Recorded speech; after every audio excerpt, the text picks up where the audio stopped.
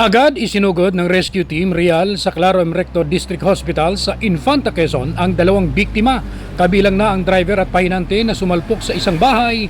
Ang minamaniyong cargo truck na may kargang mga feeds. Naganap ang insidente sa Purok 6, Barangay Tanawan, Real Quezon nitong 7:20 ng umaga araw ng Biyernes, Marso 6.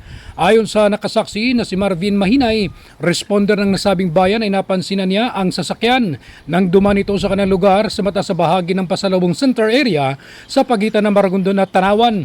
Ay sumasagitsit na umano ito ang gulong, nakakaiba ang tunog kaya't agad niyang sinundan ng pababa ng truck sa Purok 6. Mga ilang metro lang ang layo ay nakita na niya ang pahinante na tumalon mula sa truck dahil sa napag-alaman umano nito na hindi na kumagat ang preno kaya't nagdidiretso na ito sa isang bahay o kainan.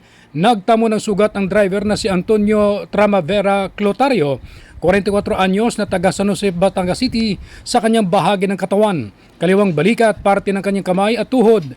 Samantala ang pahinante naman na si Justin Diaz Lucban, 28 anyos na taga 13 Martires, Cavite ay nagtamo ng sugat sa kanyang tuhod, kaliwang binti, paa, kanang balikat, noo at iba't ibang parte ng katawan. Ayon naman sa may-ari ng bahay na si Ma'am Mirna ay nakadalawang beses na ang kanilang bahay na binangga ng cargo truck na parehas puro feeds ang mga karga. Ang unang pangyayari ay buwan ng Nobyembre.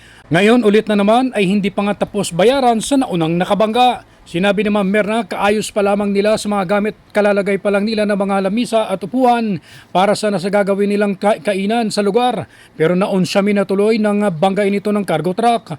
Patuloy namang nagpaalala ang mga autoridad sa biyahero na palagi i-check ang mga sasakyan bago bumiyahe upang maiwasan ang anumang problema o aksidente sa kalsada. Ronda balita mula sa lalawigan ng Quezon. Ako si J.R. Narit, naghahatid ng mahalagang impormasyon at balitang totoo.